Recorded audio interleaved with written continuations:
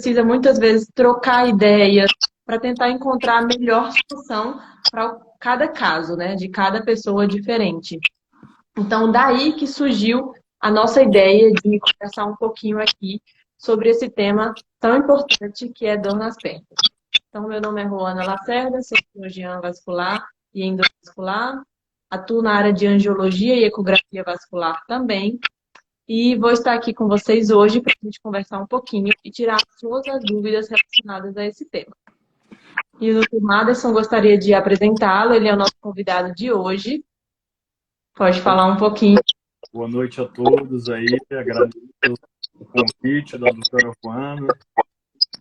Quero dizer que é a primeira vez que estou fazendo uma live nesse sentido, né, de esclarecimento de dúvidas e de falar de algum tema médico. Espero aí que possa ajudar bastante gente e possa vir, porventura, sofrer algum problema, alguma patologia, alguma condição, seja ela ortopédica, que a gente vai comentar aqui, seja ela vascular, que a doutora Roana vai comentar aí do outro lado. Espero que todos aproveitem.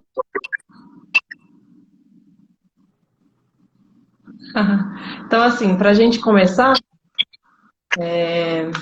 eu acho que você poderia falar um pouquinho para a gente o que poderia ajudar as pessoas a entender um pouco se aquele sintoma que ele tem é mais uma causa ortopédica ou uma causa vascular, e o que buscar.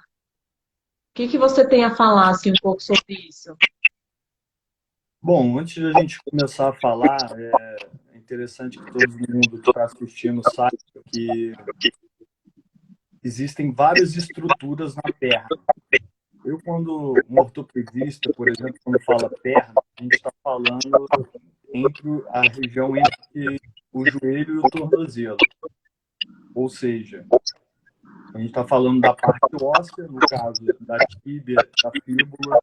A gente está falando de uma membrana interóssea que estabiliza esses ossos, né, que a gente chama de sindesmose. A gente está englobando aí a parte do periósteo, que é um tecido conjuntivo que reveste a parte óssea. A gente está falando de musculatura, a gente está falando de tendão, a gente está falando de ligamento, a gente está falando de vaso, seja ele o sistema venoso, o sistema arterial, o sistema linfático. A gente está falando também de fascia, que é uma estrutura que recobre a musculatura, tá? Divide a nossa perna em compartimentos. Então, quando a gente fala de dor na perna, na verdade, existem infinitas causas. Para cada estrutura que eu citei aqui, além do tecido celular subcutâneo e da pele, existem diversas outras estruturas. E cada uma dessas estruturas existem diversas patologias. Sem contar que, às vezes, a dor na perna pode não ser um problema relacionado à perna em questão. O seu áudio está dando um pouco de interferência. Será que eu posso fazer para melhorar isso aqui? Vê se você consegue mudar alguma coisa. A posição, às vezes, não sei o que pode ser. Som. Testando, melhorou alguma coisa? O som não está bom.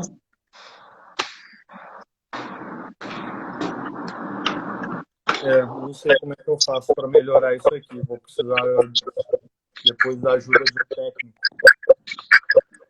Se você falar um pouco mais próximo, não sei.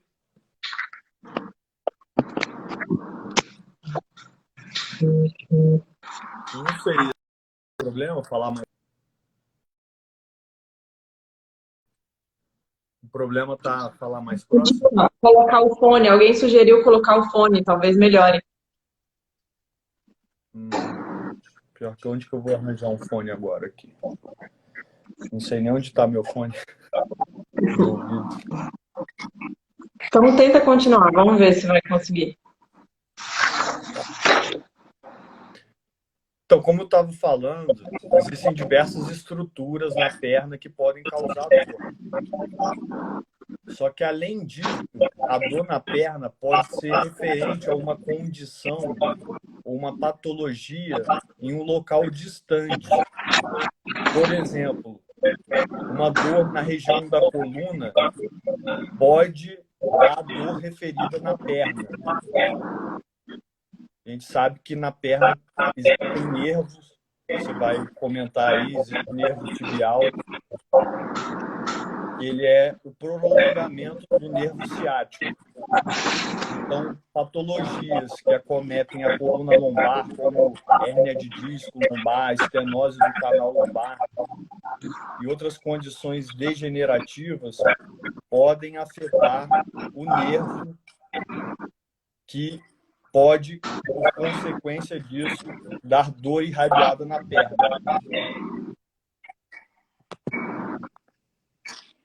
Acho que não estão conseguindo te ouvir muito bem. Você está Não me melhorou, ouvindo? eu acho. Eu estou conseguindo te ouvir bem, mas eu acho que algumas pessoas não estão conseguindo te ouvir bem. Tá. Então fala mais você aí, porque seu áudio está melhor que o O meu. áudio não está bom. Tem um, o fone em cima da mesinha. Mas vê se você consegue pegar para você tentar melhorar. Mas assim, de toda forma, além de todos esses compartimentos que a gente tem na perna, estão conseguindo me ouvir melhor?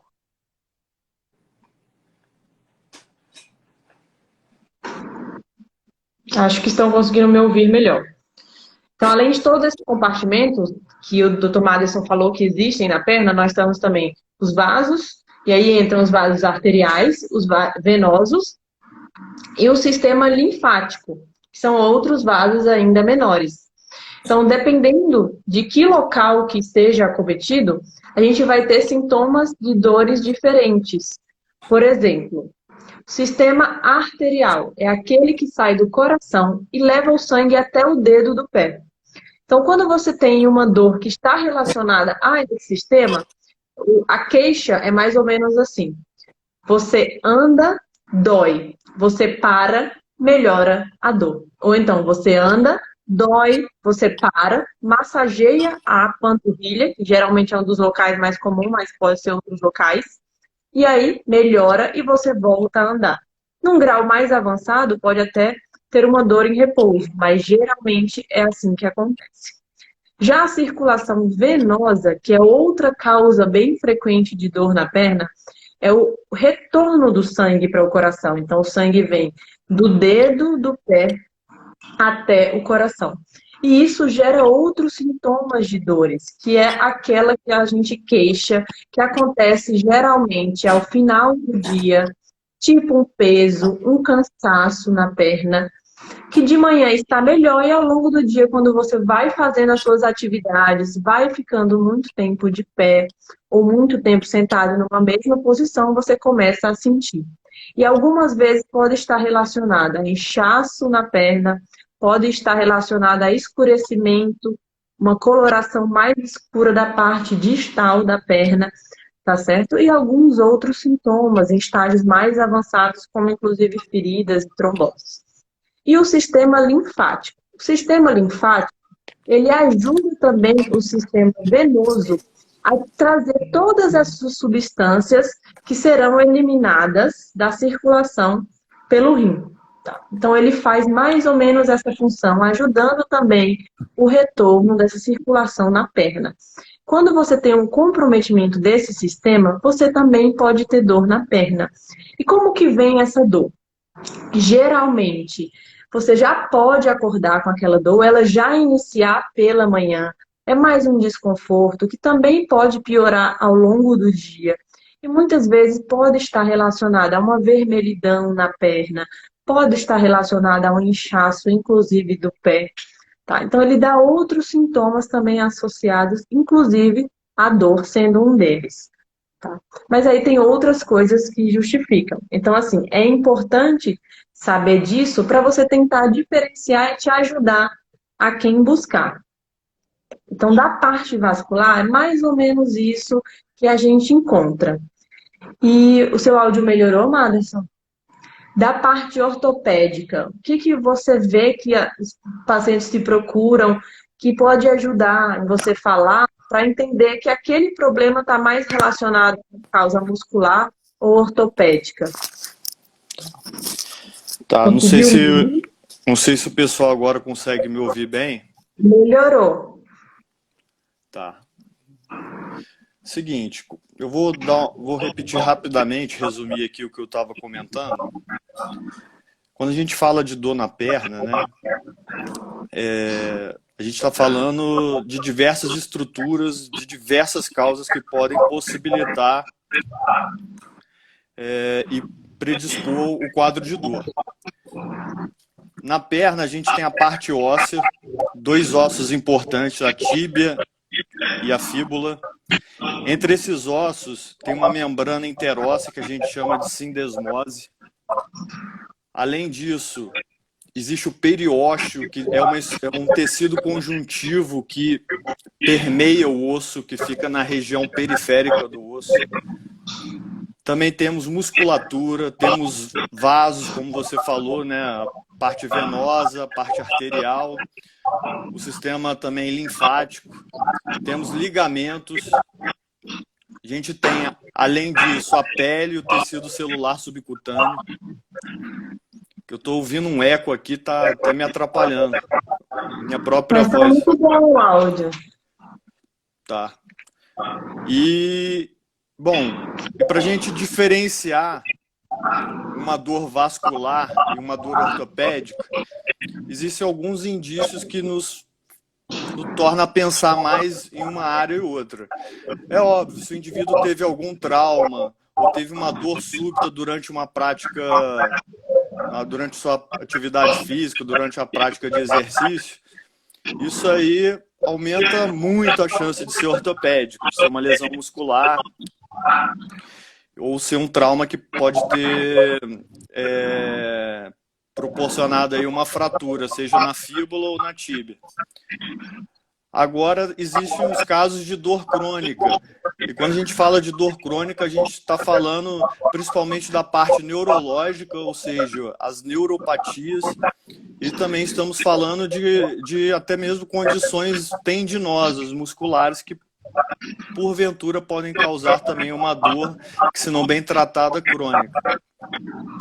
Por exemplo, uma causa muscular que pode dar uma dor crônica mais agudizada durante o exercício é uma síndrome compartimental crônica, que é quando o músculo, durante a atividade física, ele aumenta o seu volume e a fáscia, que é aquele tecido elástico que eu falei inicialmente, que circunda, que divide a perna em compartimentos, ela não é tão elástica. Mas eu acho que está dando um pouco de interferência ainda. Tenta afastar um pouco para ver se melhora. Eu não sei se dá, porque aqui eu não estou conseguindo afastar bem, tá? Tá. Enfim, nesse caso específico, o tratamento é até cirúrgico, tá? É um dos raros casos assim que a gente indica o tratamento cirúrgico, que é para liberação da face.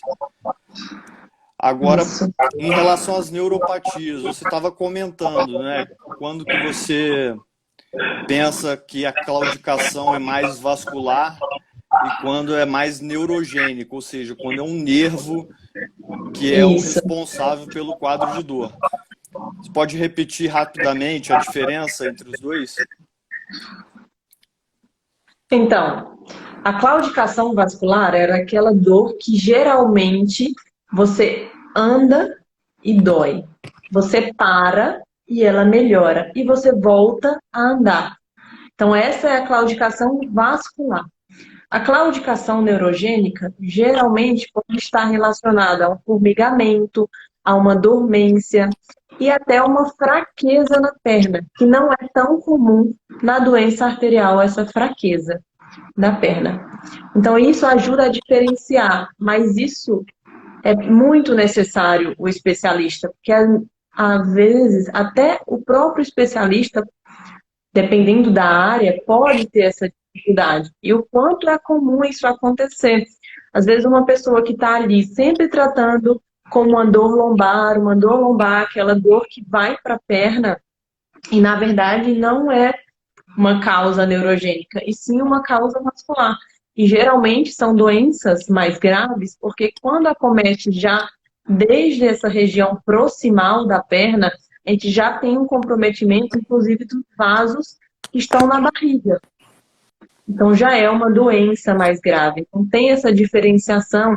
Pode ser difícil para a pessoa diferenciar, então, para aquela pessoa que é leiga. Mas aí a importância de um especialista nessa área, seja um ortopedista, seja um neurocirurgião, seja um vascular, para fazer essa diferenciação. O formigamento, a dormência, não é tão comum nas doenças vasculares. Existe? Existem também. Mas é mais comum nas doenças neurogênicas. E aí, seja por um comprometimento de alguma outra doença, como diabetes, seja pelo comprometimento de uma hérnia lombar, de alguma patologia da coluna que está dando esses sintomas na perna. E geralmente, quando é da coluna, ele está relacionado ao local onde está sendo a compressão desse nervo. Então, pega uma parte específica, dependendo de qual nervo que esteja sendo comprimido. Então, essa diferença, mais ou menos. Perfeito. Quando o paciente relata o tipo de dor dele, quando a gente entra nessa questão da anamnese, existem algumas coisas que favorecem a gente pensar em causa ou vascular ou neurogênica. Geralmente, o paciente com causa vascular, ele geralmente relata o seguinte: eu estou andando um quarteirão e aí eu tenho que interromper porque minha perna dói, e aí eu, interrompendo a caminhada, essa queixa de dor, ela vai aliviando, a dor vai indo embora. E é sempre uma distância fixa no caso da claudicação vascular, porque a artéria que leva o oxigênio, que leva os nutrientes, ela está obstruída. E aí, geralmente, essa obstrução ela faz com que o paciente sinta uma dor num percurso fixo, ou seja, 2 quarteirões. Sempre em 2 quarteirões ele sente a dor. Diferente da neurogênica. A neurogênica não tem muita relação com a distância, comparado com a claudicação vascular. Eu concordo com você, mas à medida que a doença vai piorando, sim, a claudicação vascular ela tende a ir piorando. Então, o que antes era 200 metros, isso, agora já pode ser 100, 50, sim, e então isso é fixo por um período de tempo, sim, porque ela tende a ir piorando. Tende a ir piorando, mas é sempre uma questão que o paciente sabe que vai piorar e está cada vez pior, e ele vai interromper e vai melhorar. O neurogênico não tem relação nenhuma com a caminhada. Tem dia que vai melhorar, tem dia que não vai. Tem dia que ele vai andar 3 quarteirões, não vai ter nada. E outra coisa, fraqueza, além da parestesia, é uma coisa que está muito associada à neurogênica. A vascular é raro acontecer. Não vou dizer que nunca acontecia, mas a vascular é raro. Geralmente, a dor de nervo, né? Vamos falar aqui para as pessoas entenderem. A dor do nervo, ela também está associada a formigamento, a dormência, e também está associada à fraqueza do membro, diferente da vascular. A outra coisa é a irradiação. A dor do nervo, ela geralmente tem uma irradiação de cima para baixo. Já a dor vascular, geralmente a dor é mais na periferia que irradia para cima. Para o pessoal entender, de baixo para cima.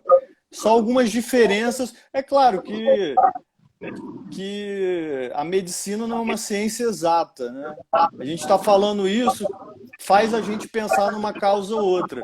Mas na prática, assim, no dia a dia, a gente acaba que vê as coisas se misturando e até mesmo a gente às vezes fica na dúvida. E acaba lançando mão de alguns exames complementares para ajudar a gente no melhor diagnóstico. Você estava comentando aí de causas de neuropatias. Existem diversas causas de neuropatias, de dor, né, de origem... A neuropatia nada mais é que uma dor, tipo formigamento. É um tipo de dor também, né? Formigamento, queimação, alteração da sensibilidade ali. Então não deixa de ser um tipo de dor também. Mas o acometimento é das fibras, né, nervosas, dos nervos. Isso, você citou coluna lombar. A região lombar é uma região, principalmente o segmento entre L4 e L5, é uma região que está muito suscetível à compressão neurológica. Além disso, tem diversas doenças, infecções que podem causar neuropatias, doenças metabólicas como a diabetes. Diabetes, então, a gente vê a todo momento, né? A diabetes dá tanto dor no nervo, ou seja, neuropatia, quanto dor vascular, que a doutora Ruana pode comentar bem das vasculopatias diabéticas. Além disso, infecção por HIV, HTLV. Essa semana eu peguei uma paciente um quadro de neuropatia extremamente grave, com atrofia de membro inferior, decorrente de uma infecção viral, de um vírus chamado HTLV. Então, assim, infecções, hanseníase também pode dar neuropatia periférica, infecções virais, alguns medicamentos podem dar neuropatia também periférica. Alguns medicamentos também podem dar dor muscular, que eu estava comentando mais cedo, que a nossa perna é dividida até em 4 compartimentos. E alguns medicamentos, como a estatina, que é utilizado para reduzir o colesterol, especialmente... É outra causa de dor, né? Dor muscular. O fibrato também, que é utilizado para tratar pacientes com... Além do colesterol,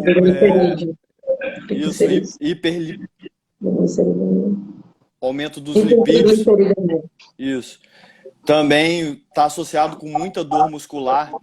E tem uma medicação para pressão arterial que muita gente faz uso, que é a amlodipina, dá muito edema de membro inferior. Não é raro o paciente reclamar para mim com edema na perna e eu perguntar qual medicamento que você faz uso. E está lá esse medicamento. Aí eu sempre peço para ele conversar com um cardiologista, com um clínico dele, que a suspensão desse medicamento melhora muito a dor, esse edema nas pernas que esse medicamento promove. É bem comum essa queixa, né? Bem comum.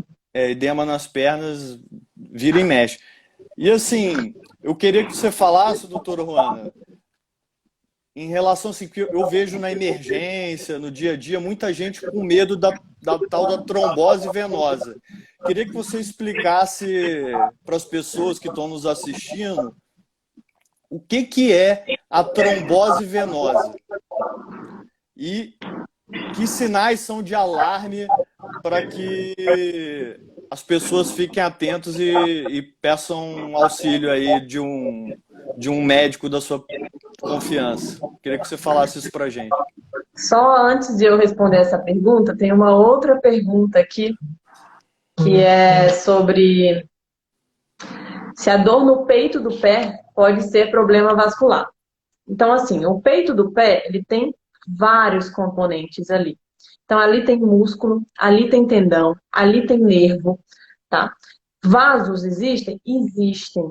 São um complexo de vasos ali, na verdade. Mas para dar um sintoma tão localizado em um único local, não é tão comum que seja uma doença de origem vascular. Porque a vasculatura, ela se comunica desde o peito do pé, desde o pé ali, até a perna, até a coxa e até o coração. Então, geralmente, quando você tem um sintoma vascular, você não tem um ponto tão específico. Não pode dizer 100% que não seja, mas tem uma menor chance de ser. Entende? Só precisaria dar uma avaliada para poder ver realmente caso a caso. Mas geralmente tem outros sintomas mais localizados, assim, para você pensar. E no pé também a parte óssea. É muito comum a gente ver fratura por estresse.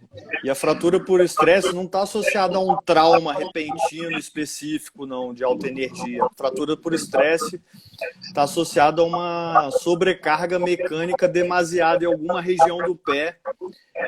E aí o paciente começa a sentir dor decorrente da sobrecarga mecânica. Então, Quando a gente fala de fratura por estresse, né, o pé é uma região que é bastante suscetível, tem vários ossos ali que podem passar por uma sobrecarga mecânica, que podem gerar dor também, inclusive na região dorsal do pé, e que não necessariamente precisa ter um trauma súbito, um trauma específico. Mas voltando à tão temida trombose. Então, assim, a trombose. O que é a trombose? Trombose é a formação de um coágulo de sangue dentro da veia.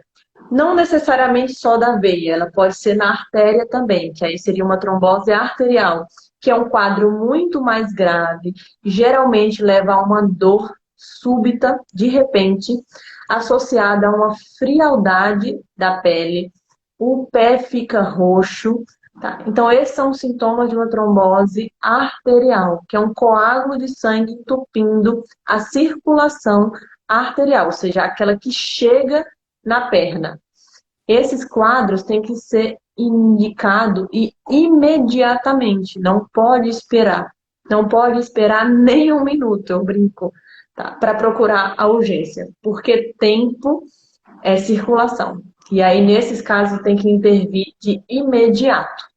Diferente da trombose venosa, que é o que a gente vê mais comum no nosso dia a dia, que aí é a formação de um coágulo de sangue dentro de uma parte da veia, seja ela na perna, seja ela na coxa ou em algum outro lugar do corpo, tá certo? E o que você tem que suspeitar que a dor pode estar relacionada a isso?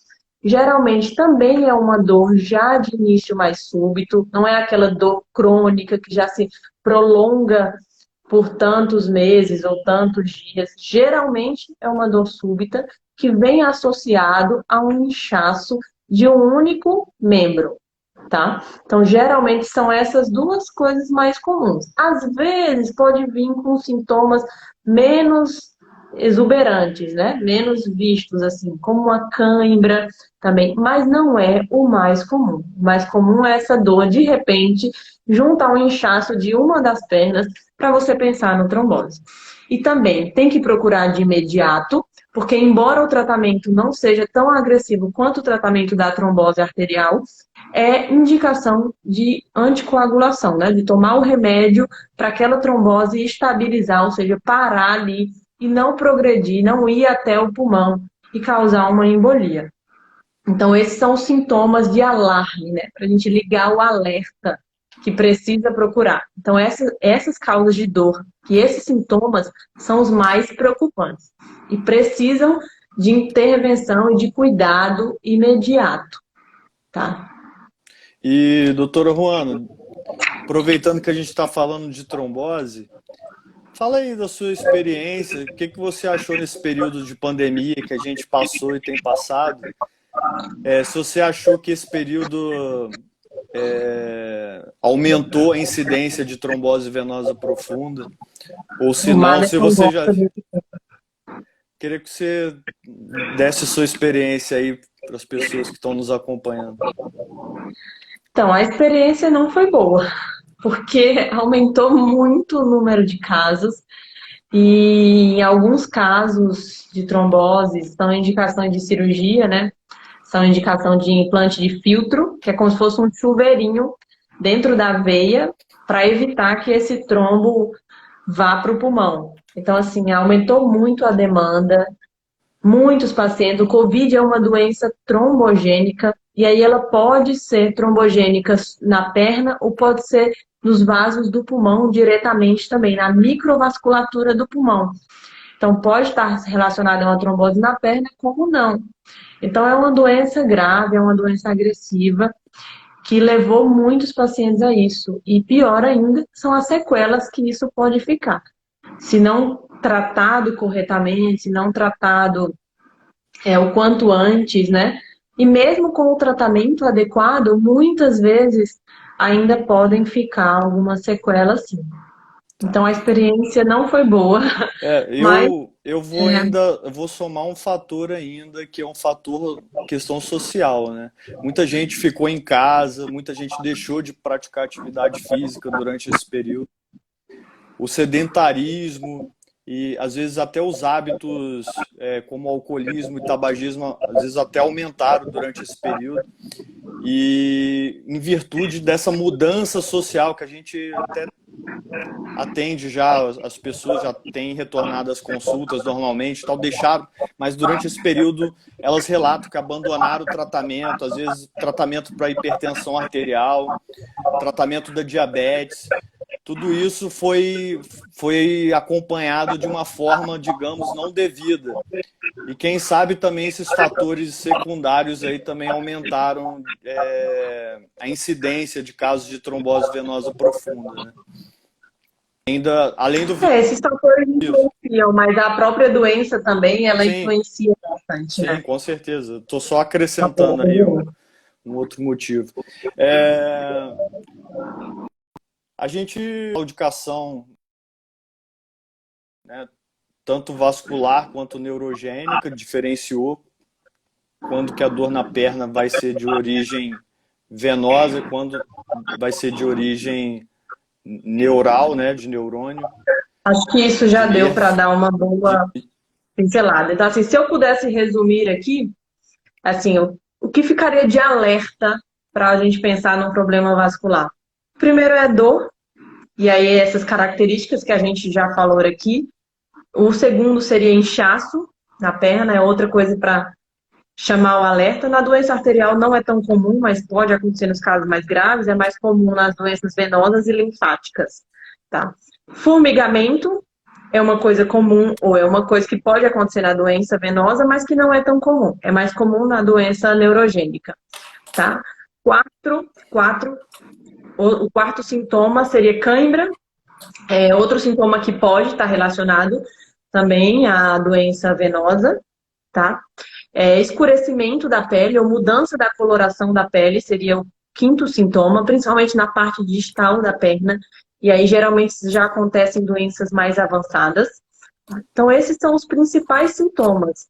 Uma frialdade e uma roxidão, né? A cianose, que a gente fala na pele, também é outro sintoma para a gente pensar em doença vascular. Então, resumiria nesses 6 sintomas aí, para ligar o alerta que você precisa procurar alguém para te ajudar. Você quer deixar algum resumo?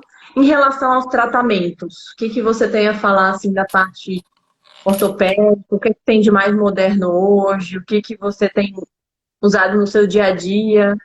Então, o tratamento ele vai depender da causa. Como eu falei, que existem diversas causas, tá? Por exemplo, existe neuropatia, dor na perna, que está relacionada com déficit de vitamina B, tá? De complexo B.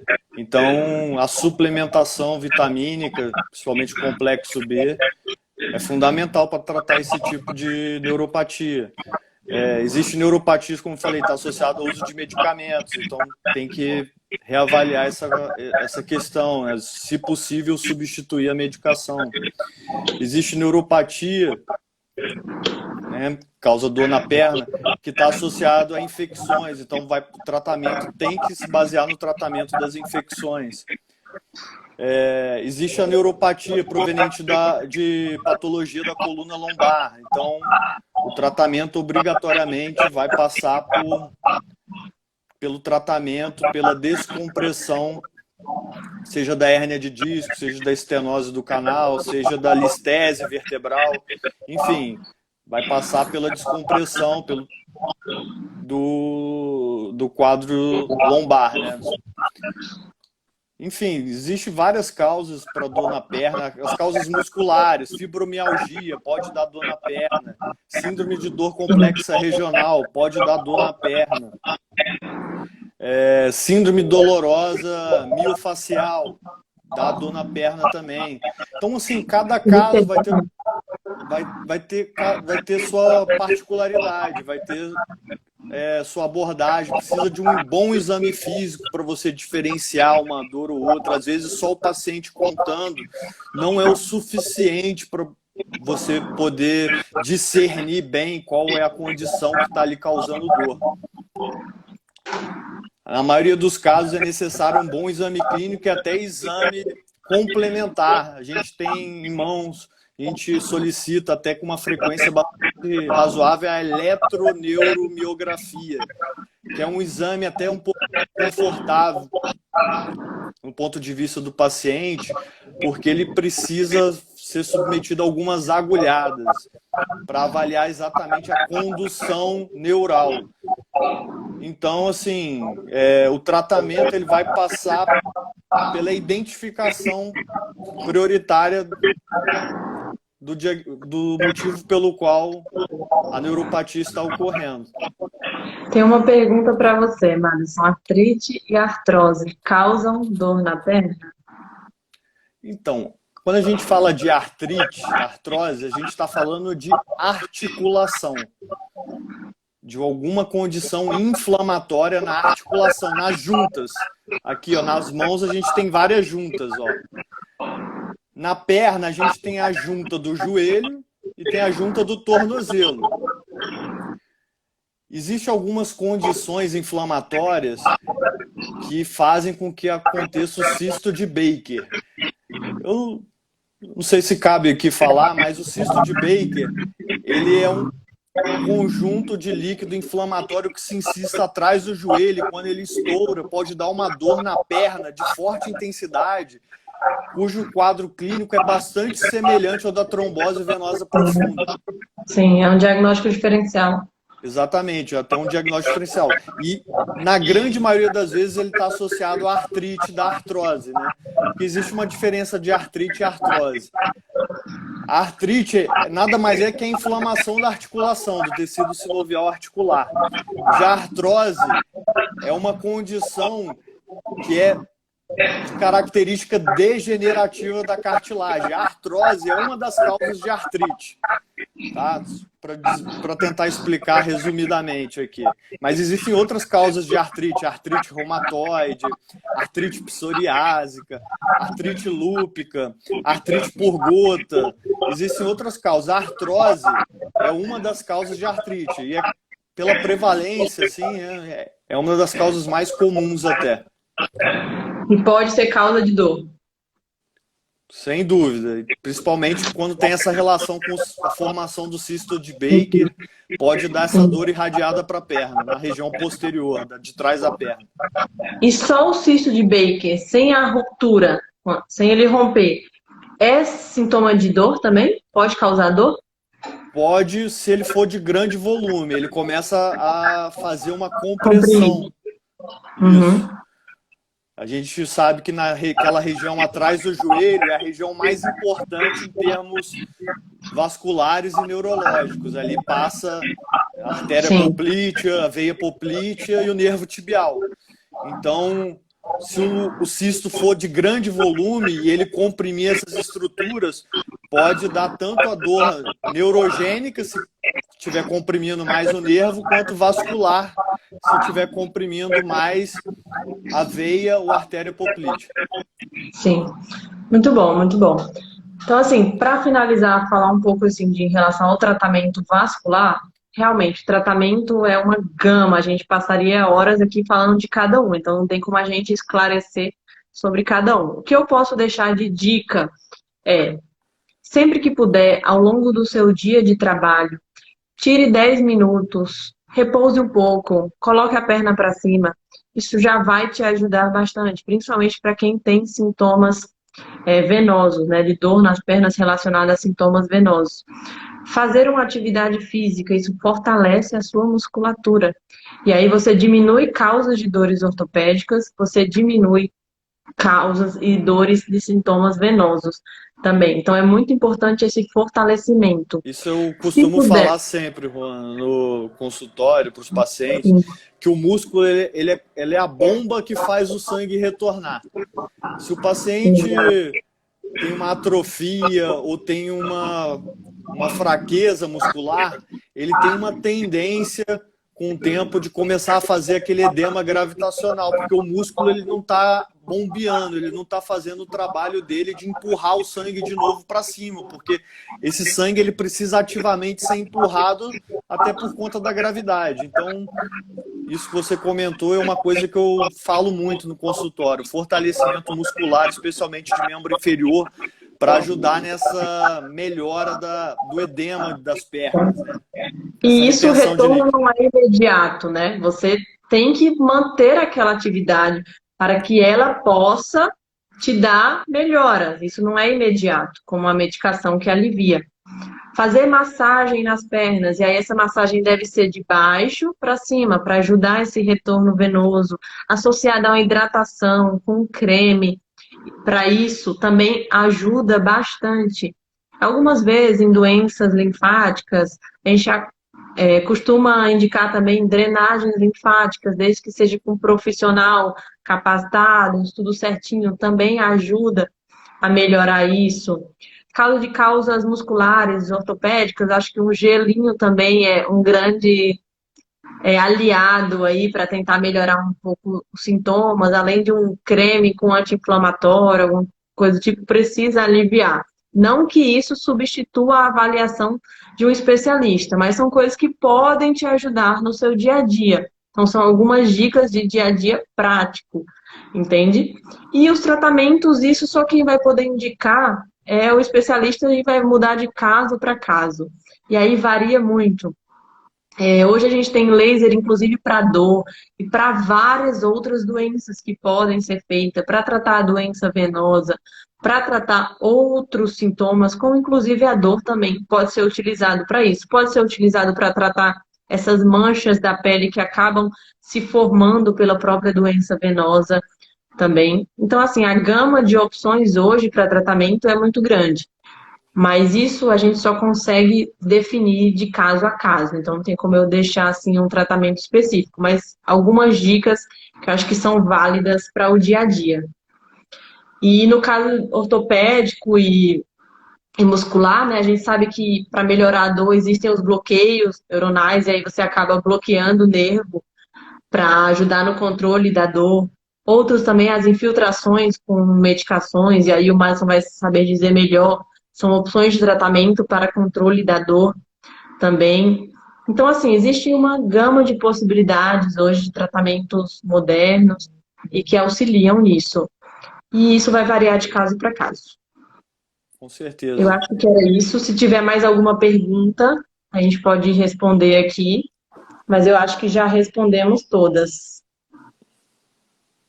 Quero agradecer muito a todos que participaram.